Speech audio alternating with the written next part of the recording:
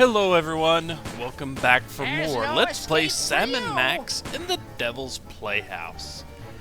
Well, so now we've got Santa Claus shooting at us. Wherever you are. In the early 1900s, I think.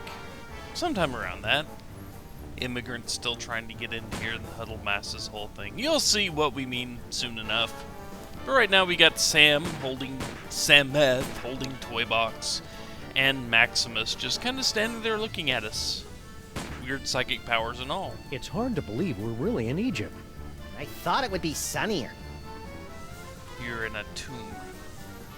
Well, let's pop out and say hi. Let's talk to Kringle here. Come out or I'll shoot. If we do come out, you'll shoot anyway. What's your point? Well, you know. So let's see what happens if we walk out this way. I'm sure nothing bad will happen at all. Bad idea. Okay, it was a bad idea. Anyway, Where are you hiding? let's look around in here. Because this seems kind of like an interesting place. It's teetering. Aww. Is it still teetering? It's Yep. teetering. So, the squid head is kind of unstable there. And we want to get up here. Get There's out. no escape for you. We can't go back this way. So that's how we know we want to go up there. Well, let's see. What do we have at our disposal? Come out. We have come cookies. Out, wherever you Cookies, are. really. And a newspaper that we can't examine for any reason whatsoever. Can't look at the cookies either. I guess that would be spoiling something that happens later and earlier at the same time. Go figure. Yeah, this chapter's going to get a little I want weird. that toy box. So anyway, even though he just saw us run back here, let's take a look at what fantastical powers we have for Maximus here. We have astral projection, a can of nuts, and psychic ventriloquism. Let's take a look at these real quick. Astral projection first.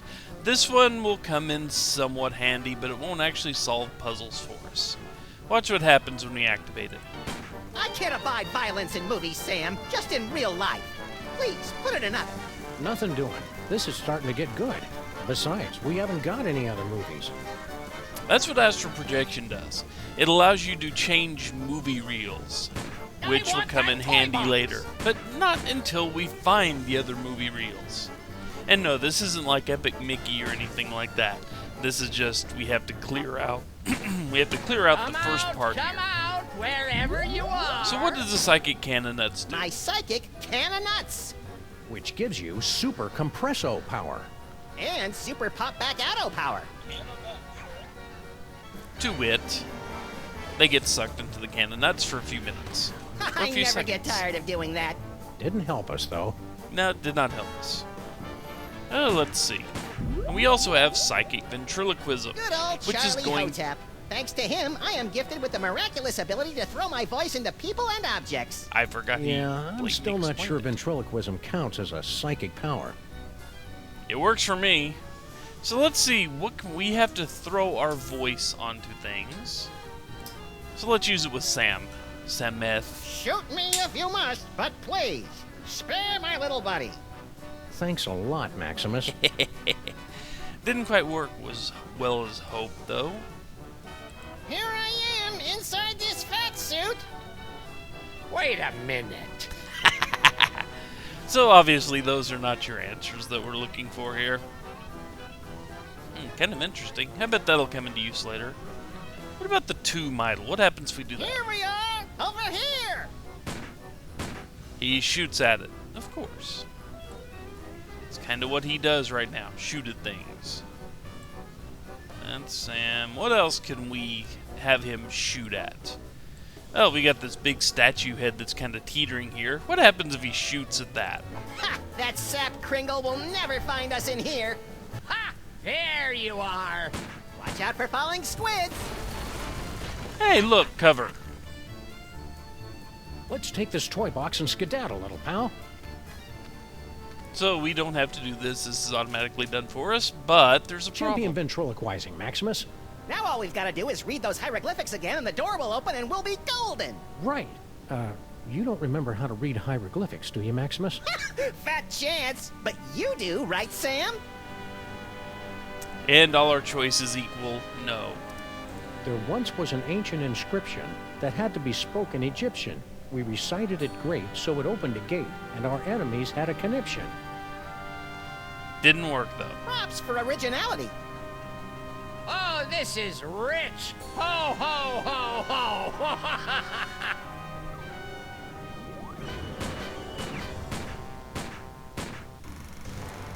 Did not end well for Samuth and Maximus there. Huh. That was interesting. A little skimpy on character development. That can't be the whole story. There must be... Yes! See? More movies. Oh, great. Did we just, watch the end of the movie first? No, I think that was the middle. Which one's the beginning? Not a clue. Which one do you want to try? So anyway, we have 4 different reels to pick from. And you may have noticed from the play of the first episode, but they've switched this game to more of a 4-act structure in this season of Sam & Max. Each one of these reels is a different act of the game. And in case you're wondering, yes, Funk's Challenge is Reel 1, Train to Egypt Reel 2, Big Reward Reel 4, and the Standoff was Reel 3. We will be going through all these, but let's see what the start looks like for each of them, assuming it will let us. We're going to go through the start of each one. We've got it coming, huh? And here they are, ladies and gentlemen, fresh from the triumphant tour of Lower Middle Egypt, the scourge of them all people, treasure finders extraordinaire. Please welcome Samuth and Maximus. Hey, we have the toy chest. Hi, folks. We must have gotten out of to there. interrupt the show. Here's that toy box you wanted. We'll be on our way. Just as soon as you cough up our prize. Of course, of course. But before I hand out the big reward, perhaps I can coax our intrepid adventurers into telling us a bit about their grand adventure. Not much to it, really. We came, we saw, we conquered. Hand over the loot. So modest. No, I'm afraid my audience wants all the gory details. Don't you, friends? So tell me, Samuth and Maximus, to begin with, how was it you were able to pass through the mouth of the Sphinx? And here is the problem. He's going to ask us how we did everything, but we haven't done it yet. So let's see, which one do we want to pick? We rode in on the spork of the gods. Oh, old Strange, face I line. have no memory of how we did that. They're dying up there. I don't think we're ready for this part yet. Let's go back to an earlier reel. Yeah, and we've seen how this one ends if we start off, but you notice, we're going to need knowledge from the other 4 parts before we can complete any one of them. Except for this one. This one, the big reward we are done looking at until the very end, because it gives us no knowledge we will need for the other 3. But, for an example, for the Standoff here, we need to learn how to read hieroglyphics. We will learn that in part 1. And there will be other parts.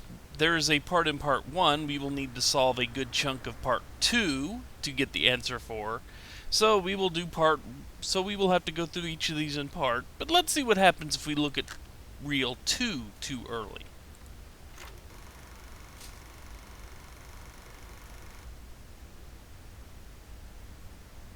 Loading.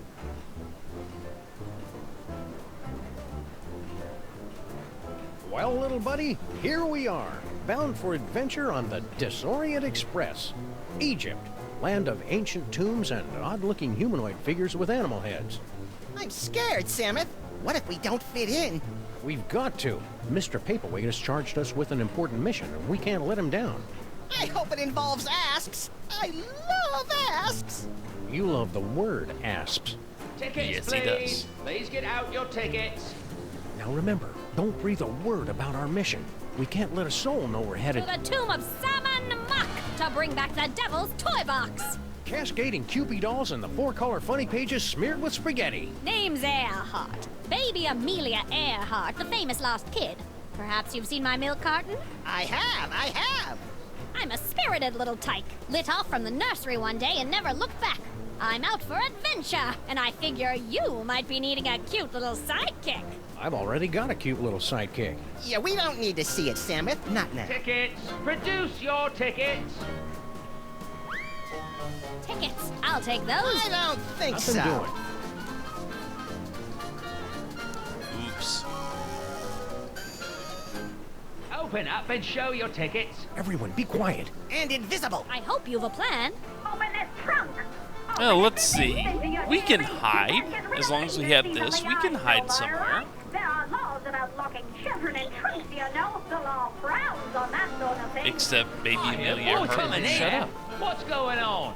Now listen, boys, be reasonable. Could have You may swore not there was realize somebody it now, gabbing but in here. it's a very valuable. There's somebody inside this trunk, you ninny. No, there isn't. Don't open that. Now see here, Railway Regulation number 268 plainly states that any talking piece of baggage may be inspected by the conductor. And I'm the conductor, ain't I? Aha! Oh-ho! Ouch. Game over. Equipment malfunction?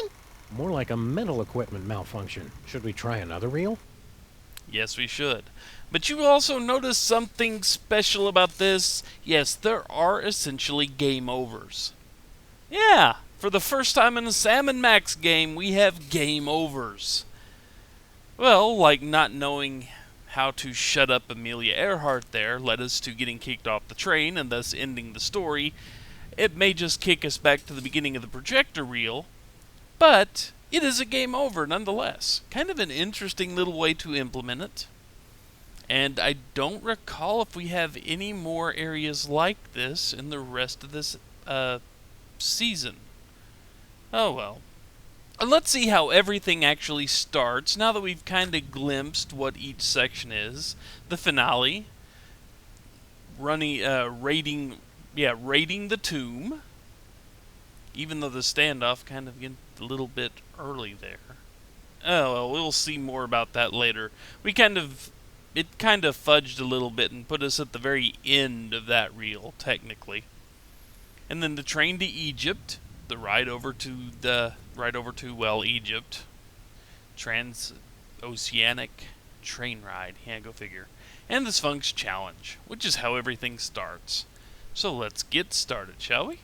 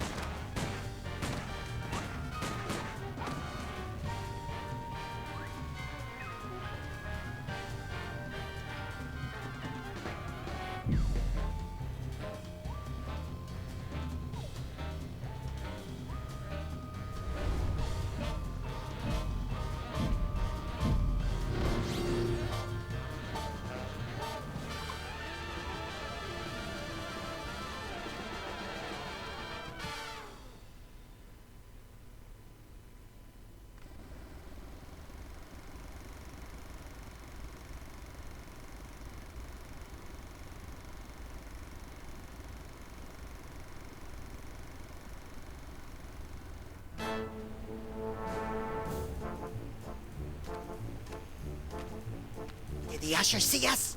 Nah, he's still fishing for us under the candy counter. Shh, show's about to start. Greetings, ladies and gentlemen, devotees of the uncanny and the bizarre. Allow me to introduce myself. My name is Monsieur Papierwaite, and I bear great tidings, an archaeological discovery of earth-shattering proportions. My friends, I present to you the Sphinx.